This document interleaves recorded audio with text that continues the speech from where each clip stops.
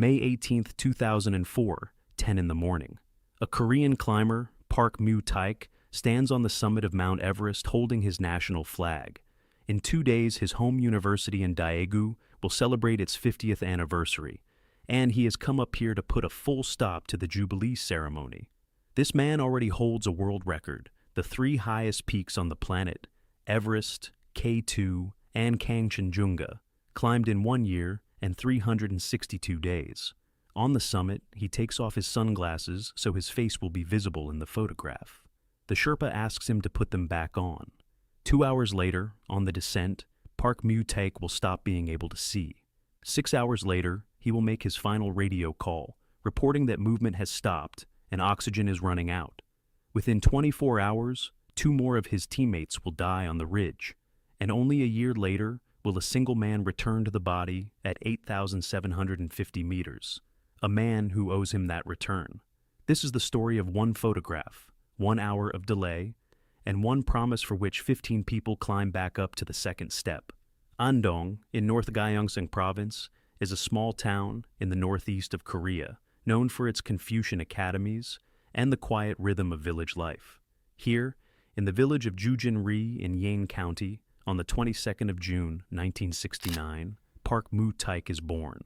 An ordinary family with no mountaineering tradition. The hills around are low, wooded, domestic. Nothing in this landscape hints that, 35 years later, the boy's name will end up at 8,500 meters above sea level, on a section of rock known as the second step of Mount Everest. He spends his school years in Andong. He finishes Gyeongil High School and, in 1987, enters Keimyung University in Daegu, the chemistry faculty.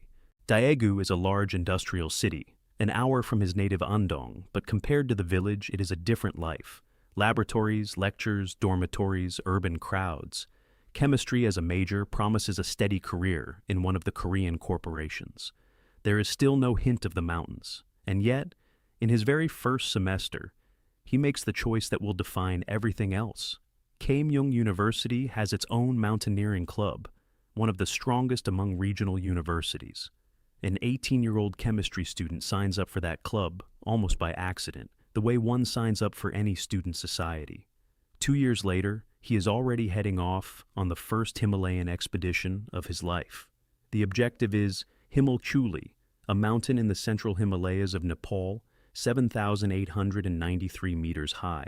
For a university team, this is a serious level, nearly an 8,000er, a technically complex massif that not every professional would agree to take on. The student from Andong finds himself there on a team for which the Himalayas are not a postcard, but a workplace. He returns alive and with experience that a chemistry textbook cannot give. In these same years, he gets married. His wife is Kwon Yoon-bun. The family stays in Korea and waits. This is how the double life typical of Korean high-altitude climbers takes shape.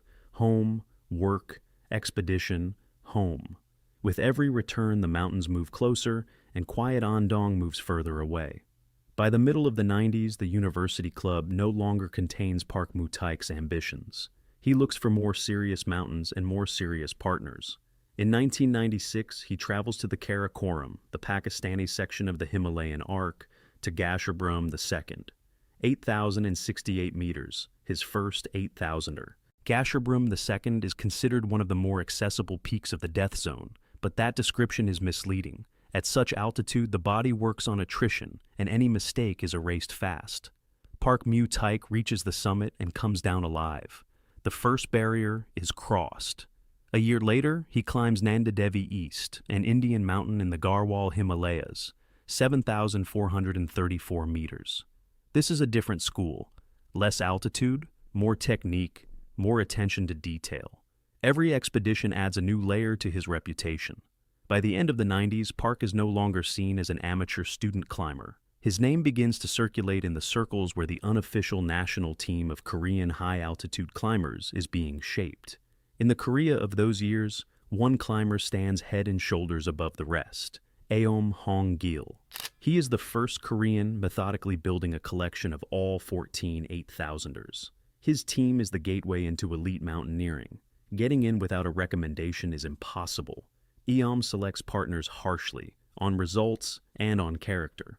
Park Mu-taek lands in his field of view precisely that way, through results.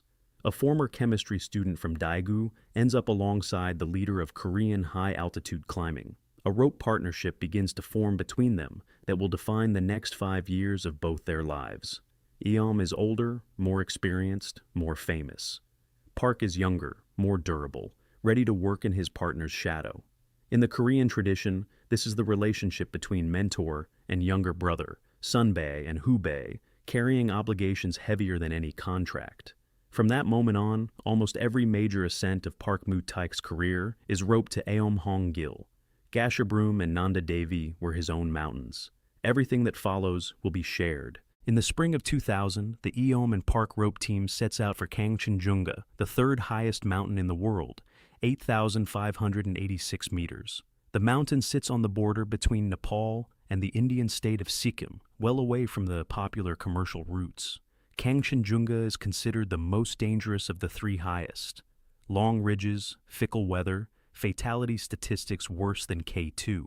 On the 19th of May, 2000, both Koreans stand on the summit. For Park Mu-taek, this is the second 8,000er of his career. The descent turns into a trial. The weather deteriorates and the pair are forced to stop at around 8,500 meters without a tent, without hot food, fully exposed. This is called a cold bivouac in the death zone. Most people who spend a night that high without shelter either do not wake up or wake up facing amputations. The two Koreans wake up. In the morning, they continue down and reach camp. From that night on, the date of the 19th of May, 2000, becomes a reference point for both of them, though neither of them knows it yet. 73 days later, the same rope team is standing on the summit of K2 in the Karakoram, 8,611 meters, the second highest mountain on the planet, considered the most technically demanding. Fewer people climb K2 than Everest, and the share of those who die there is higher. On the 31st of July, 2000, Eom and Park work at their limit and reach the top. In a single season, they cross two of the three highest summits in the world. The following year goes to Shishapangma, 8,027 meters, the only 8,000er lying entirely within Tibet. Compared to K2, it is a respite, but a relative one. Below 8,000 meters, there are no easy mountains. In 2001, the rope team works on it cleanly and successfully. By the end of 2001, only Everest remains. Kangchenjunga and K2 are already in the account. If they climb Everest within the next season, a sequence of the three highest peaks in the world in record time falls into place. None of those involved utter the word record out loud, but the goal is already in view. In the spring of 2002, Eom Hong-gil and Park Mu-taek join a Korean expedition to Everest from the south side. This is the classic route, opened up by Hillary and Tenzing back in '53, through the Khumbu Icefall, the western Sidabayem, the Lhasa Face, and the South Col. By Everest standards, it is the most studied path, used by most commercial expeditions. But even a well-known route, at 8,848 meters, remains lethally dangerous. On the 16th of May, 2002, Eom and Park stand on the summit. For Eom Hong-gil, it is just another mountain in his collection of 8,000ers. For Park Mu-taek, it is his first Everest, the highest point on the planet. When he counts the days, a simple piece of arithmetic appears. From that May morning on Kangchenjunga, 1 year and 362 days have passed. The three highest peaks on the planet, Everest, K2, and Kangchenjunga, all completed in less than 2 years. This is the record. The Guinness Book of Records will later make it official, the fastest ascent of the three highest mountains on the planet using supplemental oxygen. The entry is registered individually under the name Park Mu-taek, not the rope team, not the team, but him personally. Even though each of the three ascents was made on the same rope as Eom Hong-gil, the formal place in the book goes to the junior partner. There is a logic to this. Eom Hong-gil by that point is already a national figure with records of his own. For him, these are just 3 peaks out of 14. For 32-year-old Park Mu-taek from Andong, this is the moment a provincial chemistry student turns into the holder of a world record. The Korean press notes the achievement, but without loud fanfare. A calm, modest, high-altitude climber who does not like interviews. The record will hold for 20 years. Only in 2022 will it be broken by Nirmal Purja, a Nepali figure of a completely different media scale, with his own documentary film and his own marketing machine. But in the previous record line of his entry, the name will belong to a Korean who by that time has been lying on the ridge of Everest for 18 years. 2 years still remain before the fatal climb, and Pak Mu-taek spends them at the same altitudes. In 2003, he climbs Lhasa, the fourth highest mountain in the world, 8,516 meters.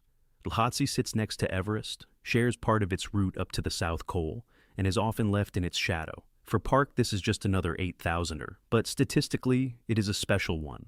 By the start of 2004, 4 of the highest mountains on the planet are on his record: Everest, K2, Kangchenjunga, and Lhotse. Of the 4 summits above 8,400 meters, all 4 are done.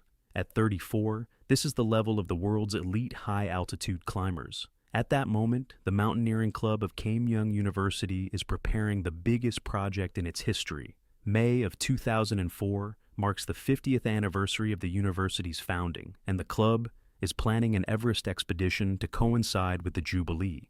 It is the first independent expedition by a regional university to the highest mountain in the world, with no sole-based sponsors, no involvement from the National Federation, done on their own resources.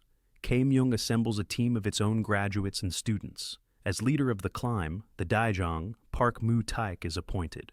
The choice is logical.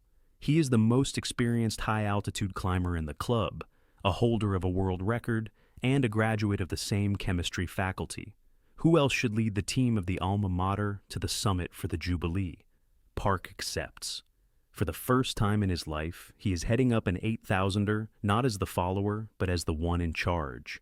And for the first time in 5 years, without hong-gil. The mentor is busy with his own mountain that season.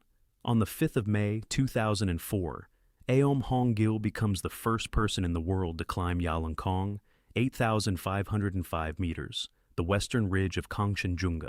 It is his 15th 8,000er and a personal achievement for which he cannot join the Keimyung team. So, the rope partnership that took Pak Mu-taek through his 4 major mountains is broken. The route Keimyung will follow, the northeast ridge of Everest from the Tibetan side, is one he has never been on before. Before, Everest had been the southern route, the Nepalese side, and hong-gil right next to him. Now, a different side of the mountain, a different team, a different role, and no one older and more experienced to turn the team around if something goes wrong. This road starts from China, through the base camp at roughly 5,200 meters. The route is longer than the southern one, technically harder in the upper section, and almost without the commercial expedition infrastructure. The main obstacle is 3 rock steps on the ridge between 8,500 and 8,800 meters. The second step, at around 8,750 meters, is considered the key to the whole route.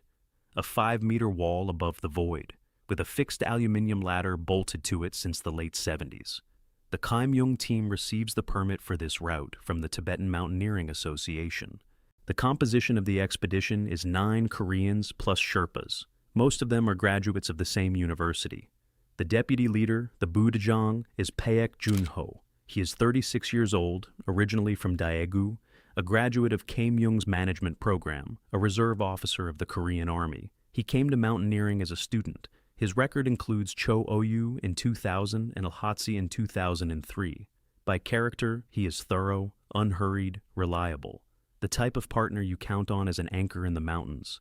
The third key person in this story is Jong Min. He is 26, a graduate of the mathematics faculty of Keimyung, the youngest among those planning the summit push. To his name go Cho-Oyu and Shishapangma, both done in 2000 in a single season. For a 26-year-old Korean, this is a strong foundation, but Everest is a different level. Jong Min is going to an 8,000er of this altitude for the first time. In those same days, another Korean arrives at base camp, Oh Yoon-sun, climbing Everest on a solo project of her own, without a university team. By 2004, she is not yet the national figure she will become later, after her contested claim of all 14 8,000ers. But at the base camp on the Tibetan side, she is one of the very few Koreans not part of the Keimyung group during those days. On the 20th of May, 2004, Daegu will be celebrating the 50th anniversary of the university. Pak Mu-taek's team plans to stand on the summit of Everest just in time for that date, with the national flag, the Keimyung flag, and the sponsor flags. A little more than a week is left until the Jubilee. By mid-May, the team has climbed the ridge up to Camp 5, an altitude of 8,300 meters. This is the last intermediate point before the summit push. The air here contains about a third of the oxygen at sea level. The temperature drops below -30 at night, and the body loses strength each hour faster than it can recover it. You cannot stay at this altitude for long. The weather window for the attempt has to be used the moment it opens. On the 17th of May at 11 in the evening, Pak Mu-taek, Jong Min, and Sherpa Nuri leave Camp 5. They climb through the night, the standard tactic on the northeast ridge, clear the steps before sunrise, and descend in daylight. On the 18th of May, at around 10 in the morning, Pak Mu-taek and Nuri are the first to reach the summit of Everest, 8,848 meters, the highest point on the planet. For Pak Mu-taek, it is the second Everest of his career, but the first as the leader of an expedition. By 1:30, Jong Min reaches the summit too. He has made it, but it is clear that his strength is at its limit. Slowed movements, scrambled reactions. Altitude exhaustion at 26 looks the same as it does at 60. Sound logic would call for an immediate descent of the whole group, while the exhausted climber can still walk on his own. But two Keimyung graduates are standing on the top of the world for the first time, and the 50th anniversary of their university is only 2 days away. The team stays on the summit for about an hour. They unfurl the flags, the national flag, the university flag, the sponsor flags. They take photos in turns and together.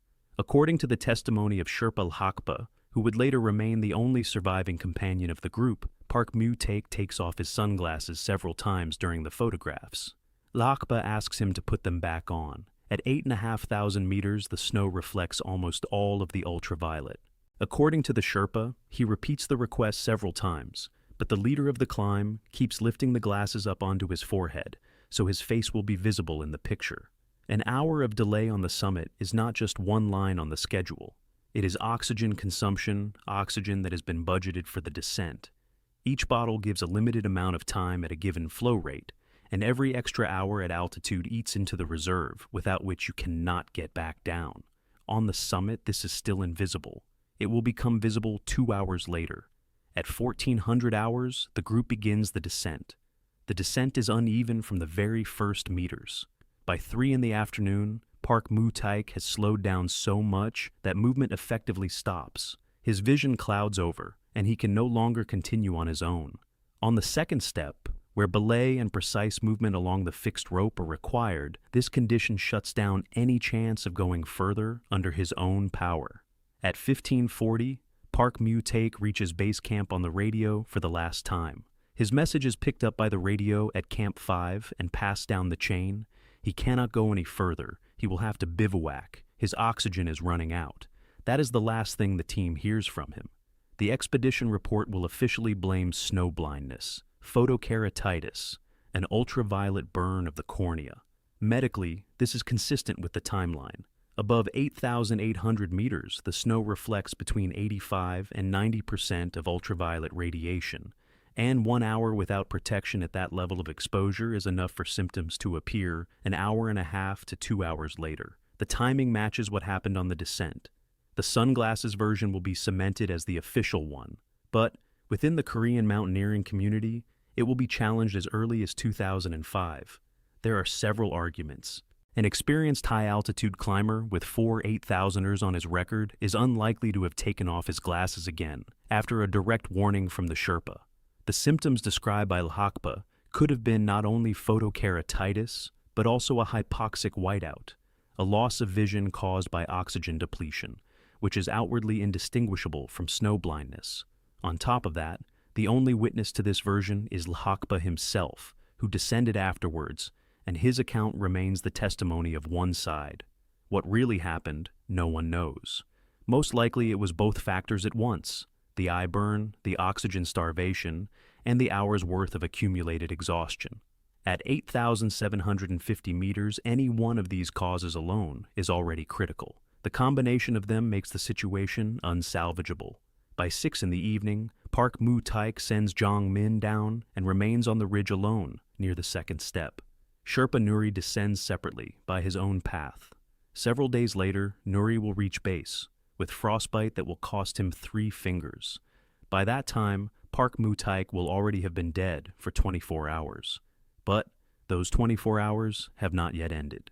By the evening of the 18th of May, in Camp 5, the picture everyone reads in the same way begins to take shape. The leader of the expedition is alone at 8,750 meters, without oxygen, without sight, with no chance of getting down on his own. Jong-min is somewhere below, moving down, but in what condition no one knows. Sherpa Nuri, by the standards of high-altitude rescue, this is already at the edge of reason. A night departure above 8,300 meters is risky even for a fresh group, and Pak Jun-ho has already been working at Camp 5 for several days. But the expedition leader is up there, and the 36-year-old graduate of Keimyung's management program, the Army Reserve officer, goes after him. A few hours into the climb, the Sherpas assess the situation and decide to turn back. They know the altitude better than any Korean.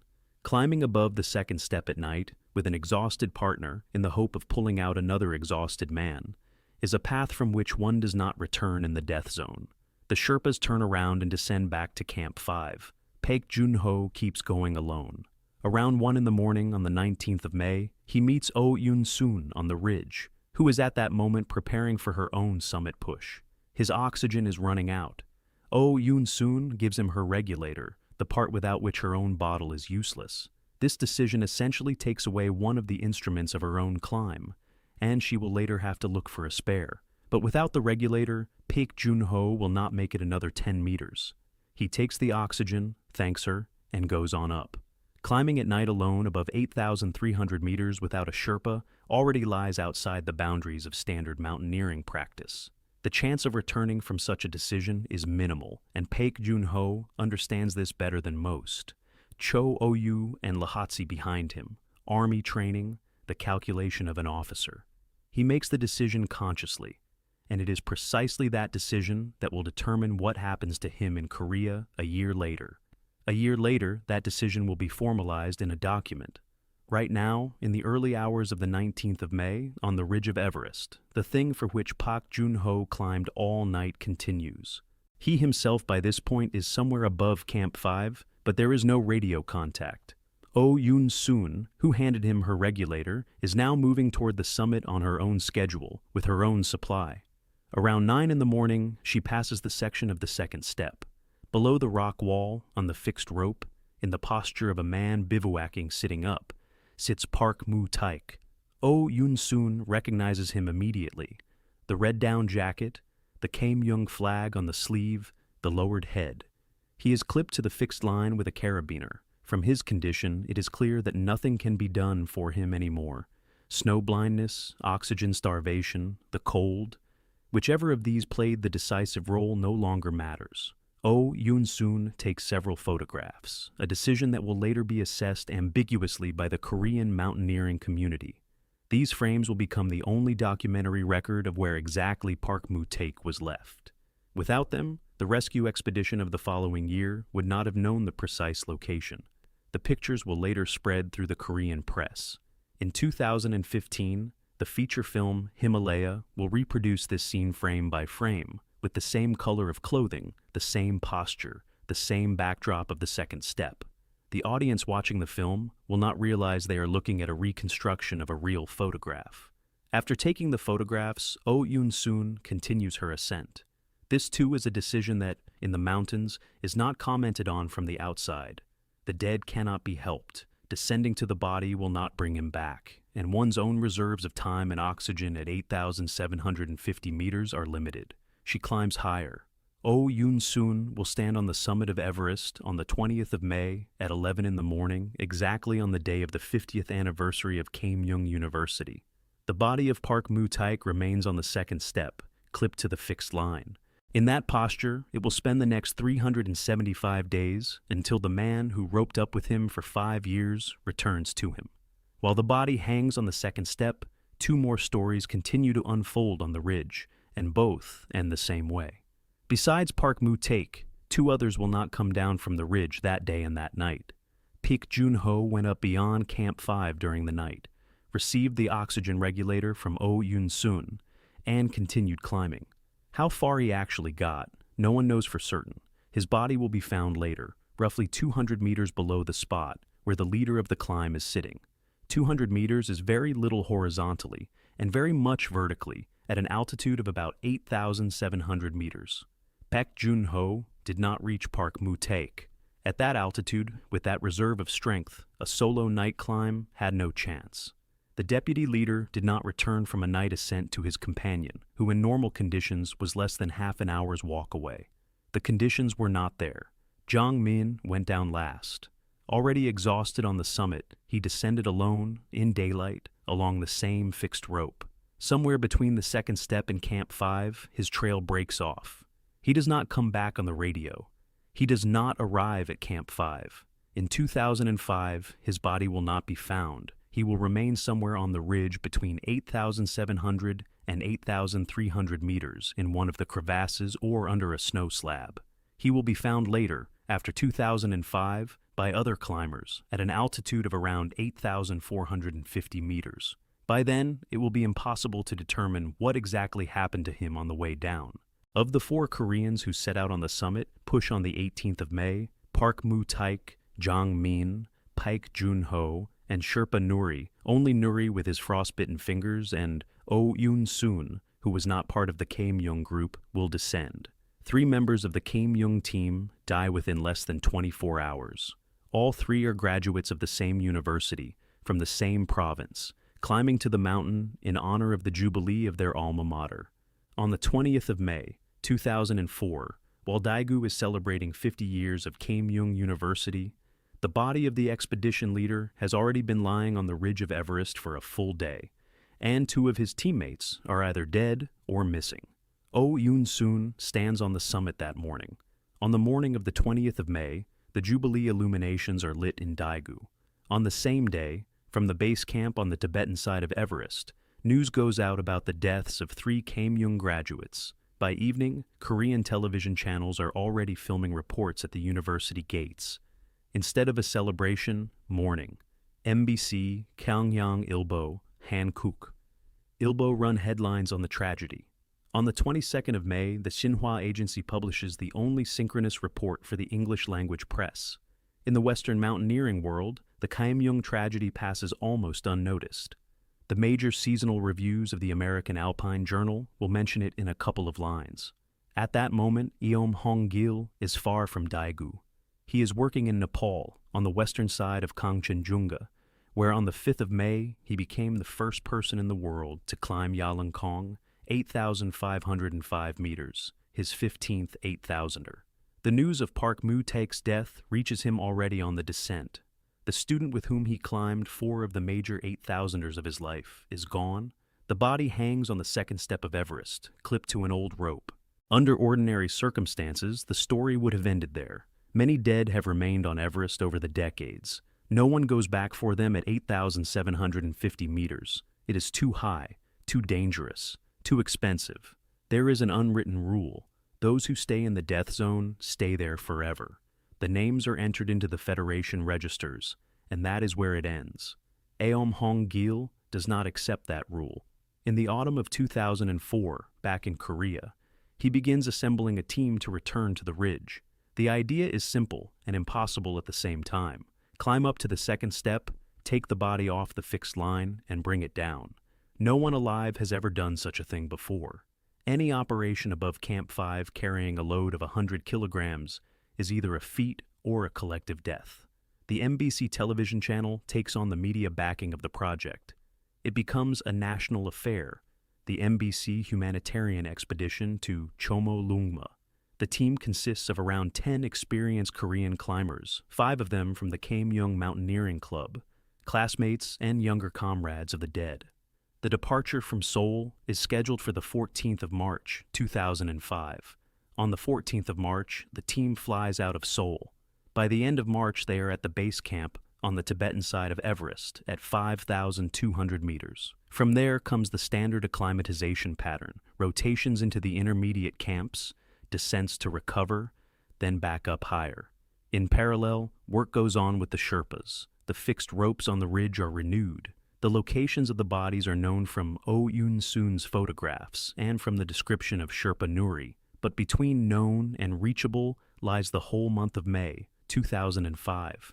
In the middle of May, the first two summit attempts collapse. First, a storm comes onto the ridge with winds of around 20 meters per second. At altitudes above 8,000 meters, such wind physically blows people off the trail. The team retreats to the upper camps. After the storm, Hong-gil himself falls ill. Tonsillitis, fever, back problems. At 45, on the ridge of Everest, this is serious. Some of the team members suggest aborting the operation and leaving the body on the ridge. Hong-gil refuses. On the 29th of May at 4:30 in the morning, 15 people leave Camp 3 at 8,300 meters. The group is mixed, Korean climbers and Sherpas. By timing, they are following exactly the same schedule by which Pak Mu-taek climbed 1 year ago. A night departure, dawn on the ridge, the key point reached around midday. Only the objective is different. They are not going to the summit. After 4.5 hours, the group reaches the second step. At an altitude of 8,750 meters, a few meters below the rock wall on the fixed rope, Pak Mu-taek is roughly where Oh Yoon-soon photographed him a year earlier. Over the year, the equipment and the belay have frozen solid into the rock. The release takes more than 3 hours. The ice is carefully chipped away, the harness is unclipped, the ropes are retied. Around 13:20, Pak Mu-taek is taken off the second step. At that moment, Hong-gil is the only living person who knows both Pak Mu-taeks, the one with whom he shared a tent on Kangchenjunga, and the one who is now in front of him. On the recording of the MBC operators, who had climbed up to Camp 3, there is a brief moment of farewell between teacher and pupil, exactly 375 days later. The farewell does not last long. At 8,750 meters, every stop longer than a minute is paid for dearly. Then begins what Hong-gil has been preparing for all year, the technical descent of a heavy load from the ridge, which in places goes down at a slope of 70 degrees. Lifting, dragging, and lowering such a load over a rock step is hard work in ordinary conditions. At 8,700 meters, the task becomes almost impossible. The Koreans and the Sherpas work in pairs of two, one in front catching, the other above belaying. The first steep section takes them 2 hours to cover 100 meters of altitude.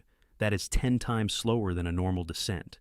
Every step is oxygen consumption, oxygen that has been budgeted for a return to Camp 3 before dark. By midday, it becomes clear they will not make it. If they keep descending with the body to Camp 3, the group will be caught on the ridge in the dark, without oxygen, with exhausted carriers. That is a scenario in which not one person dies, but several. Once on this ridge, 3 Koreans have already died trying to save one. Hong-gil cannot afford to repeat the same arithmetic. He makes the decision he will be asked about for the rest of his life. The descent stops. The body of Pak Mu-taek is moved a little lower and to the side, onto a flat ledge at an altitude of around 8,600 meters. The platform faces southwest, toward Nepal. From it, you can see the Khumbu Valley and the Pyramid of Lhotse. The sun lingers here longer, the wind is slightly weaker than on the ridge. It is the best place that can be found at such an altitude. The team builds a stone cairn over the body. Stones are carried from the surrounding rocks and laid tightly, leaving a clear marker on the top. In the Korean tradition, this is called a tolmudon, a stone burial, exactly the kind of grave that has been made in the mountains for thousands of years when the body could not be carried home. Over the cairn, Hong-gil reads a short speech. The MBC cameraman records it. Only the personal belongings of the dead man are brought back from the ridge to Korea. Documents, a ring, a watch. The bodies of Jang Min and Paek Jun-ho cannot be found on this expedition. They will turn up lower, at altitudes around 8,450 meters, and will be discovered by other climbers after 2005. The personal effects come back to Daegu in June of 2005. The family receives the ring, the watch, the documents, everything that could be taken from the body on the ridge. There is no funeral in the usual sense of the word. The grave of Pak Mu-taek remains at 8,600 meters, and none of his relatives will ever see it. In that same year, 2005, The Korean Ministry of Patriots and Veterans Affairs recognizes Paek Jun-ho as a San-ak Uija, a righteous man who died in the act of saving others.